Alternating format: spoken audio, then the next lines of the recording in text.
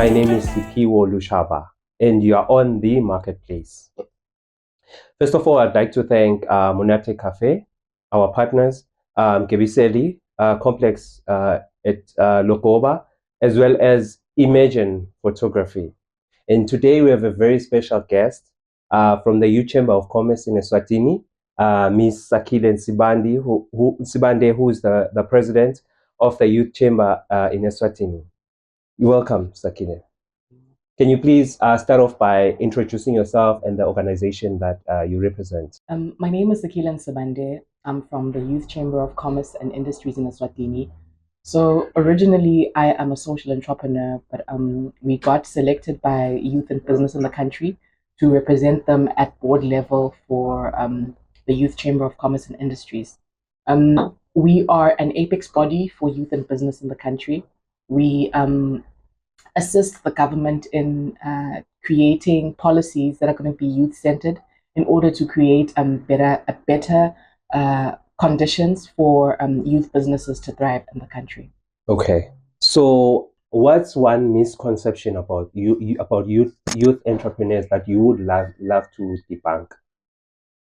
So the one of the biggest misconceptions on youth businesses is that they do not pay back loans. Okay. And I would really like to debunk that because the architecture in which financial service providers bring financial services to youth businesses is not sustainable. Okay.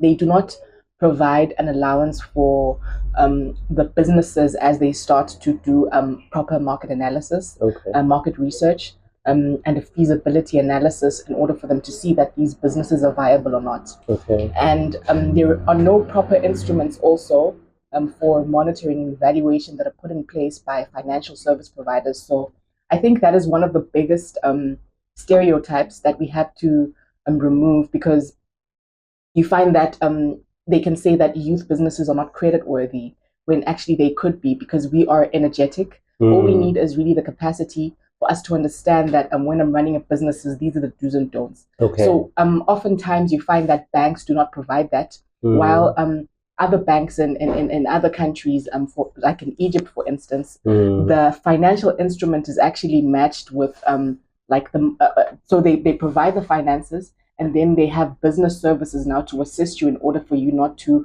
default in paying loans. So I think that is an instrument that would also be quite helpful in the country. Okay. Yeah. Okay.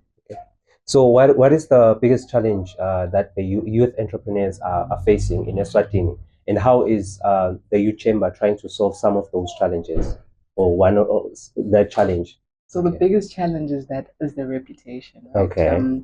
We do not have solid reputations in order for our partners to trust us on the ground. Okay. In order for chiefs to give us land, in order for municipalities to give us the procurement support that we need as youth businesses, in order for retailers to actually say, we're taking in your products and we are in full support of whatever businesses that you're doing. Because in essence, there is no business that can just start and run fluidly without the proper guidance from any system, really. So we have to go back to our business service organizations to find out what exactly it is that they're doing for businesses on the ground, and more especially youth businesses, because we are the majority in Eswatini. And if there are any businesses that are supposed to be dominating the economy, it's those that are owned by the youth. Yeah. So how does the work of the Youth Chamber differ from other youth business support programs?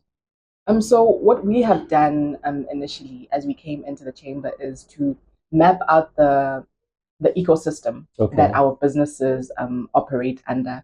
So to understand every stakeholder that is there to help, every stakeholder that is there to receive our products and to assist us in finding solid markets and for us to move forward. So I think gathering all of that information and actually having it in one repository makes it easier for anybody who wants to start a successful business to actually come in and just run with it. So there's the part that we do for youth businesses as a collective, and there's the part that we do for our members. So there's different levels of help that the Youth Chamber provides, and I think that is what actually makes us unique as a business service organization. And for us, we also have helped a lot of business service organizations and civil service organizations to understand the kind of help that the youth need. Because before, like for so many years, we were receiving help, but it wasn't the kind of help that would have provided the kind of solid output from us as young people who are conducting businesses. It would be something that would probably be fleeting, maybe it could help me for 1 week and then a week after I need more help. Okay. So it was not sustainable help.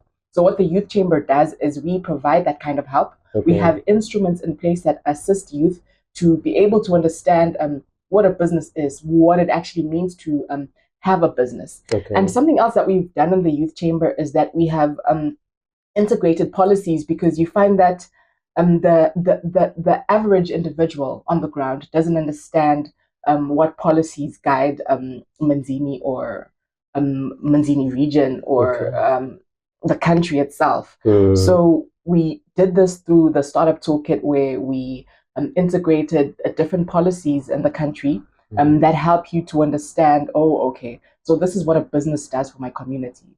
And this is what a business is supposed to do for me. And also, how do I upscale my business now? We put in the different preferential agreements, and we put in the different statistics that help you to understand that, this are the biggest clients in the country. And if you're taking it globally, this is how to go about doing it. So we fit all of that information into a startup toolkit, 198 pages of it.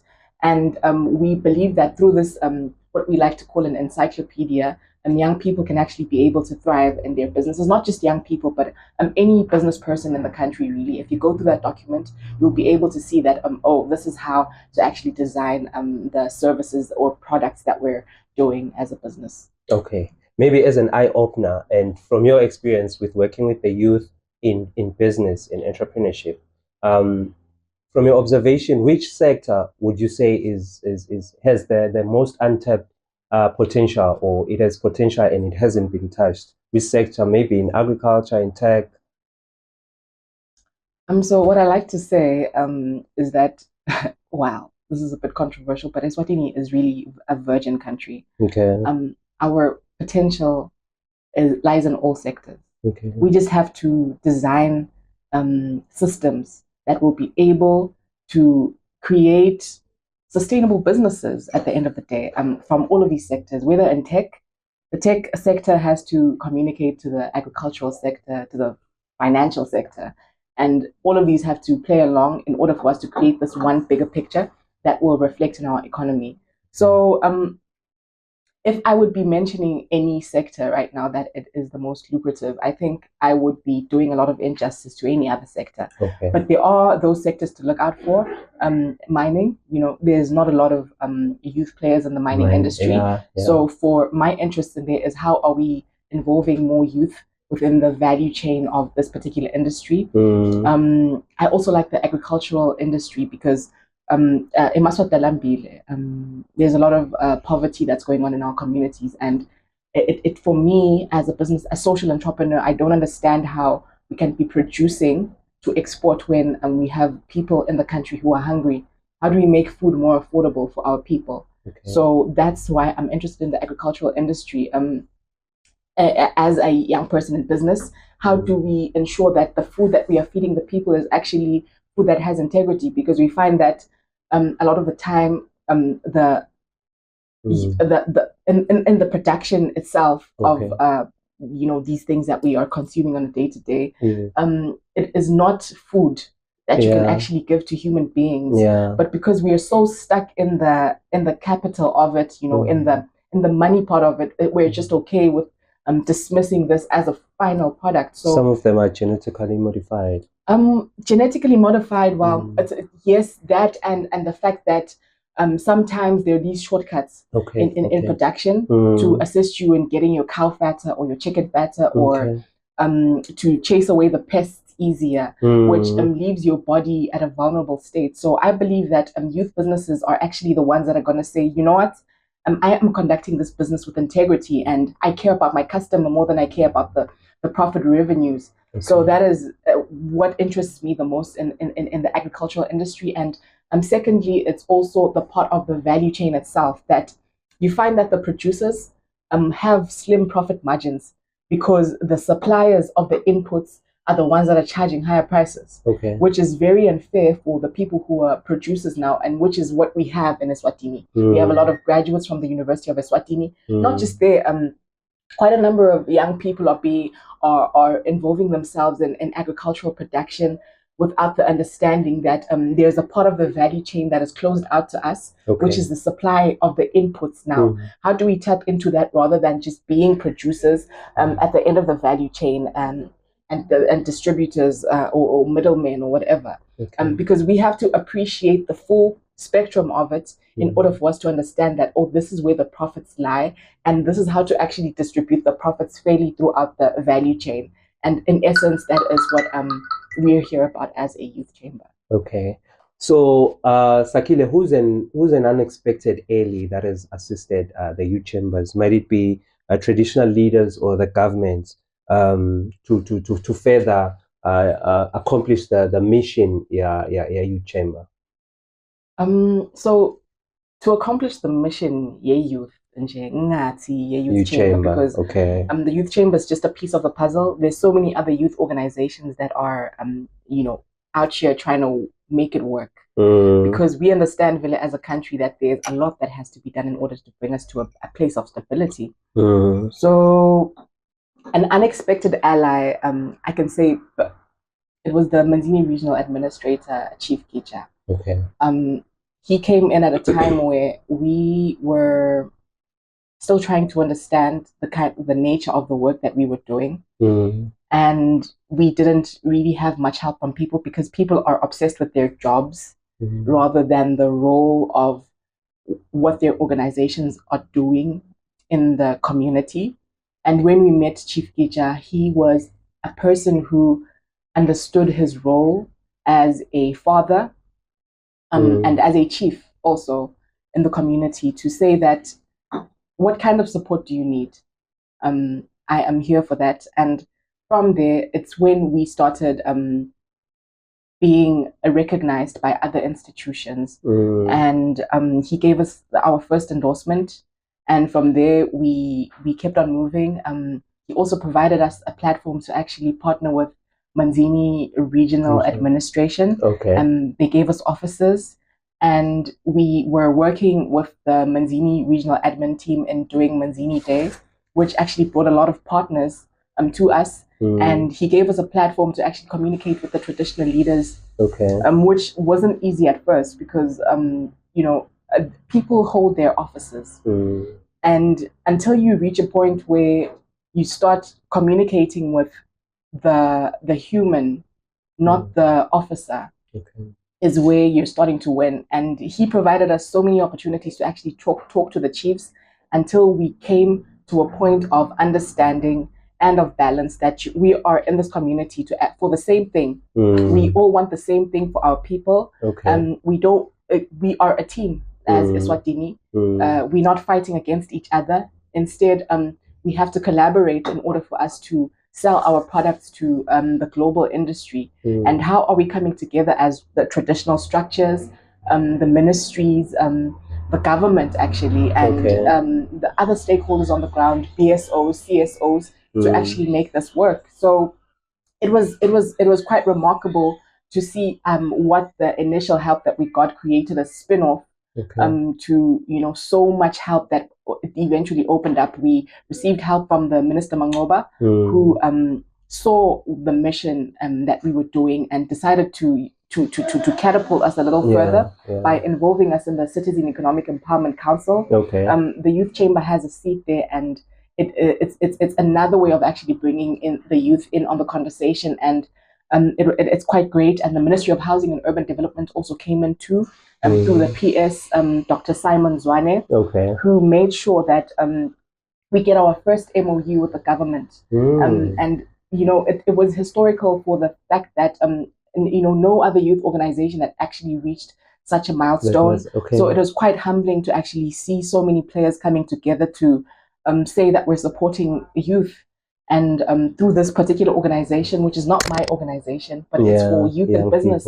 And I am so proud of young people, the way that they're standing up to collaborate, because we have a number of collaborators, the ESNICA, the Youth Cooperative Alliance, we have Cel'musa, we have the Youth Sustainable Development Center, we have the Innovators Association of Eswatini, just coming together. All of these are organizations that are youth-owned and they are youth-driven, and they have a big mandate to actually serve the community. So all of these are coming together, and it is hard now for the government to actually ignore the message of the youth, that we need as much support as possible in terms of capacity. We need market access. We need the government offices to start functioning the way that they should. So this is just a message for even the civil servants, you know, within these offices, that we need your help. We need you to do your job. And it is important for us to actually move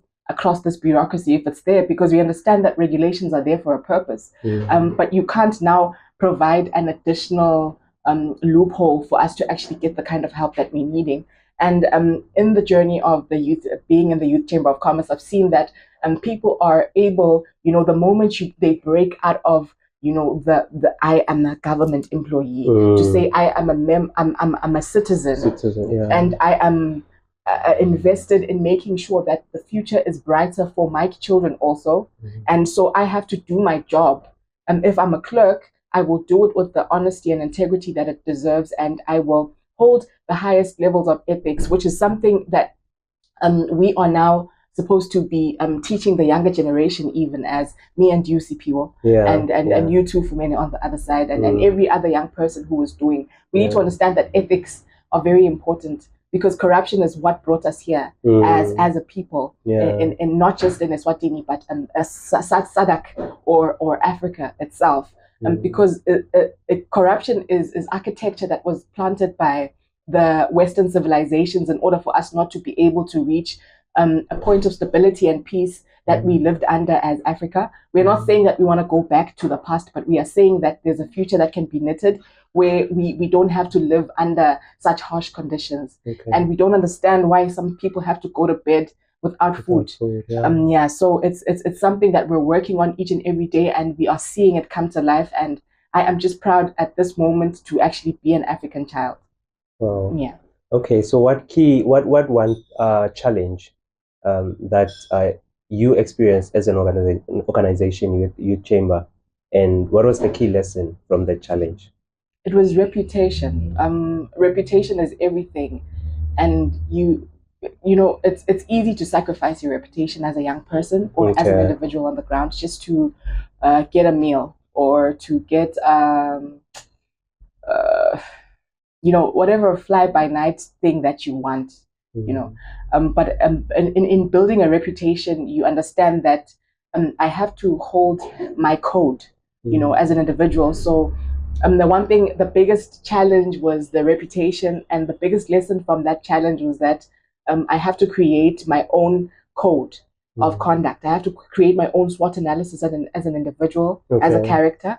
And after that, I will build up on that so that I have a reputation that when you see me, you understand that I'm seeing a person who I know and I trust that if I send Sakile to do this, she will have it done because she is this person. So that is what a reputation does, and not just for an individual, but for an organization as well, and for a business too, and for our government too. Because, you know, in working with other people, we need to understand that there's a certain level of ranking that people will hold you to when they're integrating with you. So I think that's the biggest lesson that we learned, and the biggest challenge as well. So we've built that up quite well, and we understand that there's a lot of things that could just break a reputation, but we also know that as long as we keep our code of ethics and our code of conduct to the truest sense of what we are doing, and not just hold it up by pay lip service to this, but actually be what we're speaking about. I think that is the most important thing. Okay, maybe also to speak to a young person who will be watching this and seeing you speak right now. What advice would you give someone, maybe two young people? One does not have the money but wants to start. The other is already in business. what would be your advice to that young person who doesn't have money but wants to start and has that idea of starting a business, and the other one is already in business? Maybe speaking from a perspective of Youth Chamber and from a perspective of being a young person who has experience in youth entrepreneurship. Yeah, what would be your advice to these two young people watching this online? So my advice is that reading will take you places. Okay. The brain is a muscle, and the more words you take in, the more principles you take in, the better chances you have of winning or of being a better leader. Because first of all, young person, you're a leader. You're a leader in your community. Okay. Someone is watching you. No matter what title you have or don't have, you need to understand that there's a young person who's watching you, and you have to be able to lead with integrity so that they can be able to be better people themselves in the future when they come to the point of becoming productive citizens of this country. So reading is very important. You have to go into the historical context of Eswatini. You need to understand, before independence, what was happening in this country, and at the point of independence, what was happening in this country, and after that, all of the things that unfolded. What do they mean for you as an individual? And then go into the context of SADC, because it's important for you to understand that this country doesn't exist on its own. We're not the whole planet. We have neighbors. So you also have to understand the relations with the neighbors so that you can also see where your game is. And in understanding where your game is at, that's when you're able to better position yourself to win.